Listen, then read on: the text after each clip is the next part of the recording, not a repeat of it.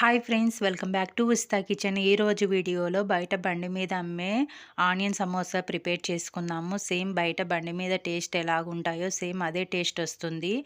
Video last వరకు చూసి మీరు కూడా తప్పకుండా ట్రై చేయండి. ఇంతవరకు ఈ వీడియోని లైక్ చేయకపోతే లైక్ చేసి, మన ఛానల్ని ఫస్ట్ టైం చూస్తున్న వాళ్ళైతే మన ఉస్తా కిచెన్ ఛానల్ని సబ్స్క్రైబ్ చేసుకోండి. టేస్ట్ అయితే చాలా బాగుంటాయండి. చిన్నపిల్లలు అయితే ఒకటి తినే బదులు 4 తింటారు. సో తప్పకుండా ట్రై చేయండి. లేట్ చేయకుండా నెక్స్ట్ ప్రాసెస్లోకి వెళ్ళిపోదాము.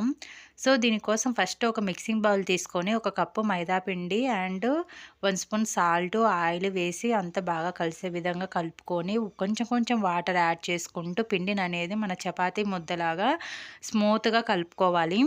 ఇలా స్మూత్గా కలుపుకున్న తర్వాత చూడండి, ఇలా ప్రెస్ చేస్తూ స్మూత్గా కలుపుకున్న తర్వాత ఒక హాఫ్ అన్ అవర్ పక్కన పెట్టుకోవాలి. హాఫ్ అన్ అవర్ తర్వాత పిండిని అనేది మళ్ళీ ఒకసారి కలుపుకోవాలి.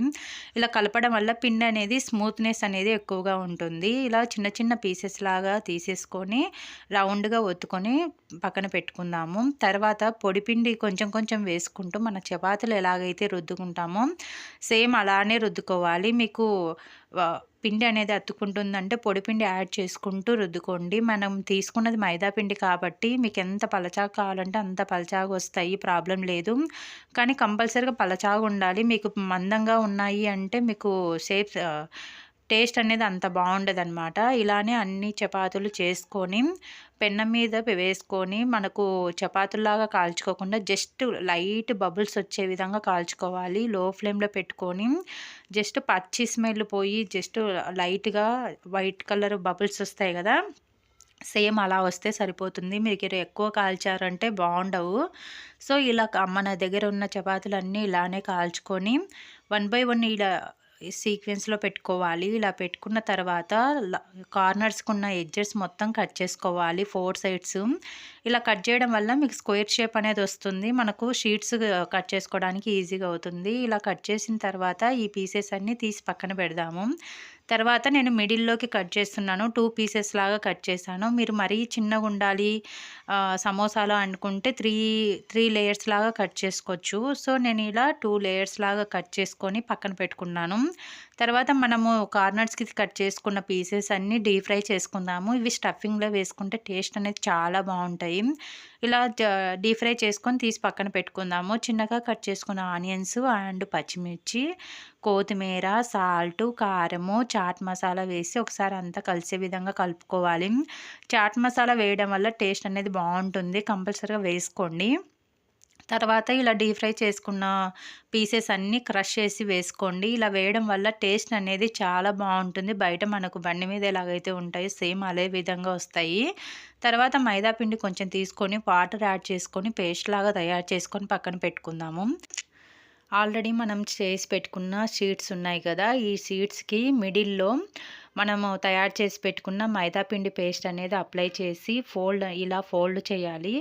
ఇలా ఫోల్డ్ చేయడం వల్ల మీకు కోన్ షేప్ అనేది వస్తుందన్నమాట.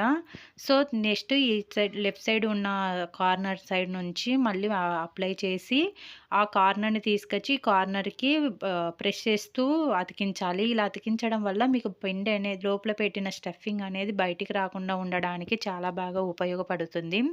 మనకి ఇలా కోన్ షేప్ అనేది వస్తుందండి. ఇలా కోన్ షేప్ వస్తేనే మీకు కరెక్ట్గా వచ్చినట్టు.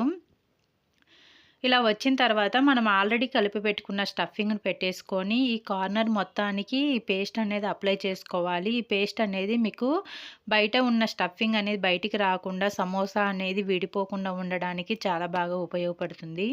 కొంచెం ఎక్కువనే పడుతుంది ఈ పేస్ట్ అనేది, కానీ మీకు పర్ఫెక్ట్గా వస్తాయన్నమాట. మీరు ఇట్లా మనం ప్రెస్ చేస్తూ అతికించాలి. ఇలా అతికించడం వల్ల మీకు బయట ఉన్న స్టఫింగ్ అనేది లోపల ఉన్న స్టఫింగ్ అనేది బయటికి రాకుండా ఉంటుంది. ఇలా మీకు అతకపోతే మళ్ళీ ఒకసారి అప్లై చేసుకొని అతికించండి. ఇలా సేమ్ ఎగ్జాక్ట్‌గా సమోసా షేపే వస్తుందండి, ప్రాబ్లం లేదు. ఇలా అతికించుకొని మీరు 1, 2 ఫస్టు కొంచెం కష్టం అనిపించినా తర్వాత థర్డ్ వన్ నుంచి ఈజీగా చేయగలుగుతారు స్టార్టింగ్ చేసేవాళ్ళు కూడా. ఫస్ట్ 1 ఆర్ 2 కొంచెం అలా అనిపిస్తుంది అంతే. తర్వాత మీకే ఐడియా వచ్చేస్తుంది.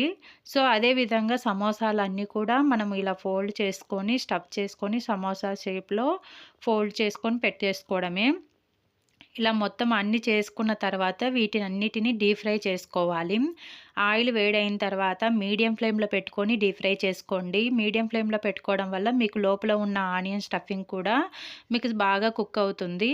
సో, ఇలా మొత్తం అన్నీ రెడ్ కలర్ వచ్చేంత వరకు వేయించుకోవాలి. తర్వాత నెక్స్ట్ రిమైనింగ్ ఉన్న సమోసాలు కూడా వేసుకొని డీప్ ఫ్రై చేసుకోవాలి.